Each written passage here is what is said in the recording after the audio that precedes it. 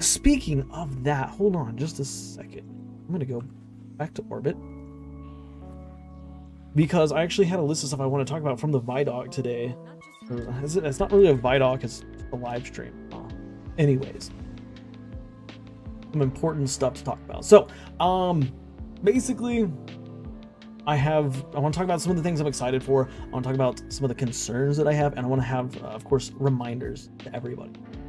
You know, with the end of the season coming up, as well as what's coming with next season as well. So, starting off with the excitement, of course, the live stream day told us a lot about the upcoming season, and I'm super excited for it. I think historically Hive themed seasons and Hive themed stuff like that have been really good. Taken King was awesome. The Witch Queen was awesome. Season of the Witch, that's kind of one of the more recent Hive oriented things, was awesome. Season of the Deep was also awesome. All those are awesome. So naturally I'm really excited for Heresy, but to add on to the excitement, we are going to be going back to the Dreadnought, which is so cool. Dreadnought, of course, was a location in Destiny 1, came with the Taken King. It's basically Oryx's ship. Go watch a by-floor video on it, because it's crazy. We haven't been there in 10 years, but we are going to be going back through kind of like an adventure, like I think they said it was going to be like a patrol, but it's not going to be a patrol zone. So I imagine it's probably not going to have like its own node in the director over here, anything like that. You know, it's not like Dreadnought's going to be over here. Actually, where would Saturn be? Anyways, Dreadnought's not going to be over here. I think it's going to be more like a location similar to how we have these over here, like these nodes. But still, it's going to be cool because we're going back. I love the Dreadnought. The whole aesthetic of the Dreadnought was crazy back in Destiny 1. It had a lot to explore. There was a lot of hidden passages and stuff. I think the Dreadnought was probably one of the most exciting locations that we could have had. It would have been really awesome to see it brought back as a full-on patrol zone with lost sectors and stuff, because I feel like you could do some really cool lost sectors with it. But we also, we saw a lot of it. We saw how it's changed over the years, how, there's kind of this energy that's causing it to peel and kind of shed its carapace, so to speak, revealing kind of the skeleton undertone. So it looks really cool. I'm really excited to go back there. With returning to the Dreadnought, of course, comes a new event that I'm also pretty excited for. The new event looks really cool. It's going to have kind of like a similar feel to some of those wave-based events that we've had, for example, like Onslaught. Maybe not Onslaught, that's bad. Maybe that's a bad example, but you're gonna have waves that you do. You're gonna have like these boons that you can pick up, all of which look like they're really cool. But there is gonna be kind of a downside of it, which is you're not gonna be able to heal on the Dreadnought. So if you're wanting to heal, you have to build into maybe a healing role, maybe a support role, stuff like that. But still, super excited for the Dreadnought to come along. And of course, with the Dreadnought comes a host of new gear for us. We are getting at least 3 new exotics. We know of 2 of them: Barrow Dyad, which is a submachine gun, strand submachine gun. And then we've got Lodestar as well. Hi, Hurchin, welcome back. But we have Lodestar as well. And Lodestar looks, first of all, let me say this. Both of these exotics look incredible. Okay, Barrow Dyad. I think Barrow Dyad. Sorry, that's gonna be difficult for me to say. Barrow Dyad is gonna be the mission quest, the exotic mission reward thing. Because the way they talked about it, they said you're gonna get it from Redacted, but they did talk about it having catalysts and stuff like that. So I imagine it's probably gonna be one of those weapons that is related to an exotic quest, which means we're probably not gonna get it until Act 3. Like, they teased it to us, but we're not actually gonna get it till much later on. But then they have Lodestar, and Lodestar, I'm so excited for Lodestar. Lodestar is going to be the first not the first, it's going to be a primary ammo arc trace rifle, which is super cool because we don't have any trace rifles that are currently in the game that are primary ammo. This will be a first in that regard. Trace rifles, of course, historically were primary ammo, then they were switched to special ammo. But this is going to be a primary ammo weapon, and its perk also looks really neat. It's going to, be able to jolt a bunch of targets. It's going to have cyclic firing, so like which I think is really neat. But that looks like a really exciting weapon. But along with that, we got to see a little tiny bit of some of the new weapons we're getting. We're getting a new support frame auto rifle. It's Strand, and it's going to have some new perks that they talked about. Of course, they'll have Sever on there, but it's also going to have a perk called Tear, I believe, and we're not entirely sure what Tear is going to do. We'll just have to see how it works. But because it's a support frame auto rifle, as you're dealing damage to enemies, it's going to be like causing as you're dealing damage, or as you're healing your ally, it's going to be making that ally like unravel basically. And as that ally is going along, it's going to have unraveling rounds coming off that ally, which is a super cool thing. We also saw a new machine gun. I couldn't tell if it was a 450 or a 600. Hopefully it's a 600, because it would be nice to get another 600 round per minute machine gun in the game. But we have seen, of course, concept art for other weapons like fusion rifles. There is a grenade launcher. We'll talk about the grenade launcher in just 1 second. It's an area denial frame, but there was a glaive, I believe, in the concept art, which they all look amazing. They kind of have that same peeled back like weapon look, where you can see like the bones of the weapon.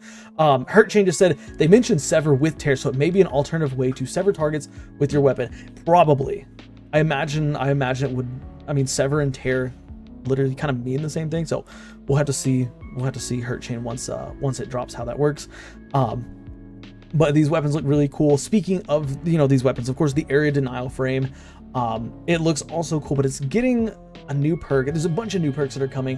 One of these perks is getting final blows with an arc weapon. This is arc perk specifically, but getting final blows with the arc weapon will generate bolt charge stacks. Of course, for those of you who may not know, bolt charge is a new arc subclass verb that's coming to Destiny 2, and it's basically going to be something that once you get your first charge, as you're getting weapon kills, or as you're getting arc weapon kills, it will charge it up, and then once you deal damage with an arc ability, it will discharge that bolt charge, and a huge thunderbolt or lightning bolt will come down from the sky and smack your enemy. It looks really awesome, and so that area denial frame is looking like it's going to have a pretty awesome, like some pretty awesome perk combos. But yeah, that's the new gear. Of course, we know we're getting new armors. Dungeon is also coming, which that's the next thing on the list, is the new dungeon. We don't know anything about the new dungeon outside of the fact that it's going to be taking place on Savathun's Throne World, or on Rolk's Pyramid within Savathun's Throne World, which is pretty exciting. So we'll have to see how that is. We don't know the new exotic or anything that's coming with it. From concept art, I would assume it's probably going to be a linear fusion rifle. There was a really awesome looking concept art piece that looked like it would have been an exotic, and so I presume it'll probably be that. But yeah, new dungeon. Also, Bolt of Glass is finally getting its revamp so that its weapons are going to be craftable. I think that is super awesome. Bolt of Glass has been really wanting for some new weapons, or I'm sorry, for not new weapons, but for some revamps to its weapons. So your Fatebringers will now have god rolls that you can go craft, He's in Vengeance, all that stuff, which I imagine, remember, every time they bring in a raid, as an old raid without craftable weapons, they bring them back to being craftable. They typically add some really neat perk combinations. So we'll know more about that once it actually drops and we can actually see the database and what perks they can get. But Bolt of Glass revamp, super exciting. And of course, there is new subclass aspects and new build crafting for subclasses, which is also really awesome. We're getting 2 arc aspects, one for Titan, one for Warlock, and we're getting a Void aspect for Hunter, which I'm really excited about. But I'm not going to talk about in detail like what those do, but they all look really awesome. Also, just like Hurt Chain did say down here, we're getting perk updates and new origin traits as well. I know that the ones from the Dreadnought weapons are, as you deal damage, you get higher handling and reload or something like that. I can't remember exactly off the top of my head. Oh, here you go.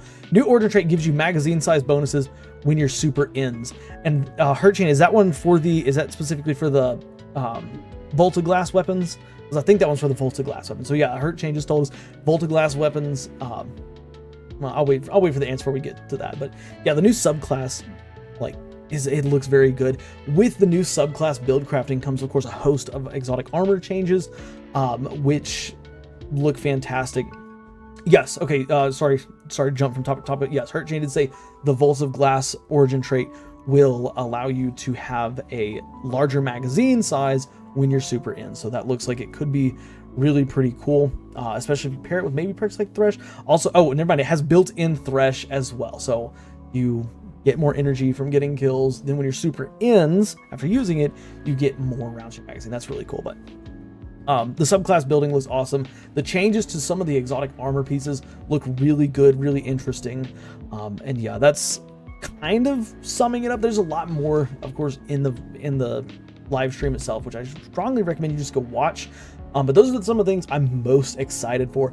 Now I want to talk about some of my concerns for the upcoming season. And obviously this concern is basically at the top of every single concern list I do. How long will it take till the content gets boring? And this is something that I think as a Destiny player, as a video game player, it's something that we realistically have to contend with. Every game gets boring after a while. What is Bungie going to do to break up the potential boredom from, you know, going and farming the Dreadnought? Like, I don't know about y'all, but farming Onslaught, it's okay. Like, I had enough Onslaught farming way back in Into the Light. The Dreadnought, of course, it looks like it's a completely new activity, unlike anything we've had before. The modifiers that come with it and stuff all look really, really interesting. But again, how long before it gets boring? Apparently Hurt Chain thinks it's going to be 1 week before it gets boring. I think it'll be a little bit longer personally, but it is something that, you know, Bungie needs to keep it fresh for us somehow. But also the next concern that I have, and this is a big one, we are not getting any new exotic armor pieces. And Bungie confirmed this, I believe on Twitter, maybe on Reddit. They did say that they felt like with all the exotic armor changes that are coming, they didn't need to add new armor pieces, which I don't know. I don't really like that. I think that armor, to me, armor impacts our build crafting more than weapons do. The fact that we're not getting any new armor pieces is a really big letdown, but we'll have to see how good these armor changes are that are coming. So, you know, not getting new armor, that's rough. A final concern that I have, and this isn't as pressing, but with a lack of health regeneration, and Bungie specifically said in the Dreadnought, of course, there's not going to be health regeneration. How are healing builds going to work? I like to play healing builds a lot. I like to, you know, play Warlock, a full support build Warlock, but I don't know how they're necessarily going to work in this new activity. In fact, if I'm not mistaken, there was at one point during the activity where the Warlock that we were like spectating put his rift down and it just didn't heal him at all. It was a healing, he put it down and it gave him an arc soul, but it didn't even start health regeneration at all. So it makes me wonder how health regeneration is going to work on the Dreadnought, and how good do support builds become. And Bungie did talk about this. They did say that you may want to have somebody playing supports, but at the same time, if the support build is boring, is anybody going to play it? I don't know. We'll just have to see. But that's really it for my concerns as of right now. Hurt Chain, if you got any concerns you want to throw in there, you can throw it out there right now. But on that note, okay, here you go. Hurt Chain said when they were using the healing or the support frame auto rifle as they were shooting their ally, they basically had no health regeneration. So that's kind of going to answer the question a little bit. But with that being said, I want to offer some reminders, and I've got my reminders class into two different categories. My first reminders is some optimism for next, content drop. Remember, we're going to be getting world drop weapons, and this is something I always forget about until the expansion or the new season or new episode, whatever it is, starts. But we're going to be getting new world weapons. We did see one drop during the live stream. It was a stasis machine gun. I don't remember what it was. We didn't get it inspected or anything, so we don't know what perks it has. But we are going to be getting a couple of world drop weapons, which are going to be nice. Those always feel like they freshen up the sandbox because anybody can get them. They're kind of random. Always a good thing to have those world drop weapons. Also, remember, all exotic armor pieces are getting an updates. Even though we're not getting any new exotic armor pieces, we will be getting a bunch of updated exotic armor pieces that are going to work a lot differently from the way that they used to. Mainly just the healing. It's a massive departure from the gameplay we've had, so it's interesting to see how it works. Yeah, I would definitely agree. For Chain. Sorry, I'm reading chat as I'm going through these.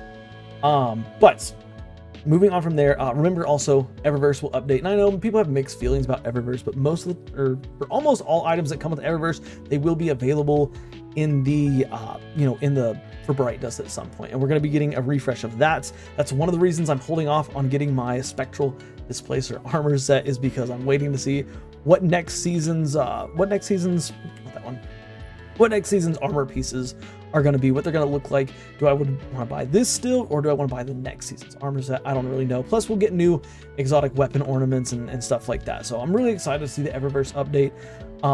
Also, last thing, we don't know any of the roles on Volta Glass weapons. And I know we kind of talked about this earlier, but like I said, I do think we're going to have some really unique roles. And so I really am excited to see the Volta Glass weapons.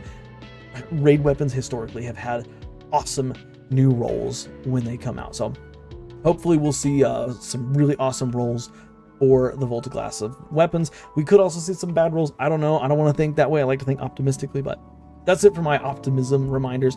My last reminders, this is for your active players current season. You have 1 week to do these things. Number one, turn in all your Ingrams at your vendors. Of course, Crucible, Shax, Gambit, Trials, like turn all those Ingrams in. There's no point in missing out on free rewards. At the bare minimum, go to, at Zavala, for example, go buy the Wicked Sister. It literally costs no glimmer or anything. You just turn in 1 Vanguard Ingram and you get it. You can dismantle it. You get a bunch of glimmer stuff out of it. But you also can get some really good rolls from these weapons. Wicked Sister has some great rolls.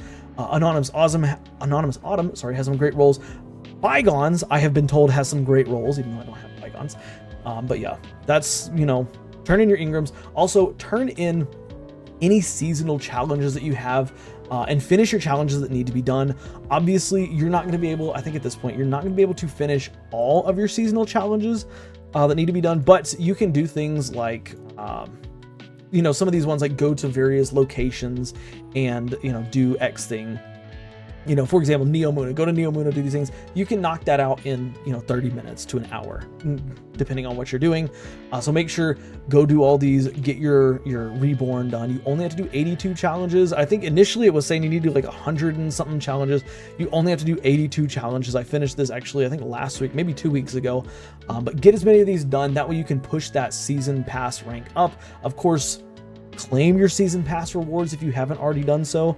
I know that that's one of the things that I'm still needing to do is, claim some of these, these bright Ingrams. Of course, all of your ornaments, if you have them, make sure just to get everything from your season pass.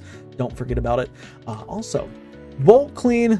I know not a lot of people may have this issue, but for me personally, I am constantly having to Vault Clean. I'm currently at 681. That used to be at 699 basically all the time. But go in there, clean your vault. Like, this is one of the deadest weeks in Destiny 2. It's the week right before a content drop. Might as well get in here and just dismantle some stuff that you don't need. So yeah, vault cleaning. Of course, stockpiling items you might need from vendors. For example, Ascendant Alloys, Ascendant Shards. Make sure you're all stocked up on those. Claim your rewards from your vendors. I think we already talked about that one. But not only the Ingrams, but the reward track. Your Fair Judgment auto rifle. Make sure to get your ornaments for Fair Judgment. Make sure to get all those. And yeah, that's pretty much it. Oh, actually, there is one more reminder that I do want to remind players of. Do not, please, with Heresy coming next week, there's a lot to be excited for. Don't expect this to be an expansion level change to the game. I know I don't want to this is kind of a negative Nancy thing. This is not meant to completely change the game. It is still going to be Destiny 2 at its core. This is not a seasonal expansion. This is going to probably play out like a normal episode has been. So it's going to be fun at first. It's going to kind of taper off. Act 2 is going to come. It's going to go back up and fun again, kind of go up and down and stuff like that. So, I know with all the talk, the live stream just happening, a lot of people are getting super hyped about it. Just keep in mind that it's probably not gonna be anything absolutely crazy. I bet there's gonna be fun activities, gonna be new weapons to go after. Don't get in there and farm everything you want in one day, because then the game will be boring. But yeah, with that being said though, that's pretty much all of my my reminders, my excitements, and my concerns. So yeah. All right, do your thing, like the video and subscribe and all that stuff. I'll catch you on the next one. Bye for now.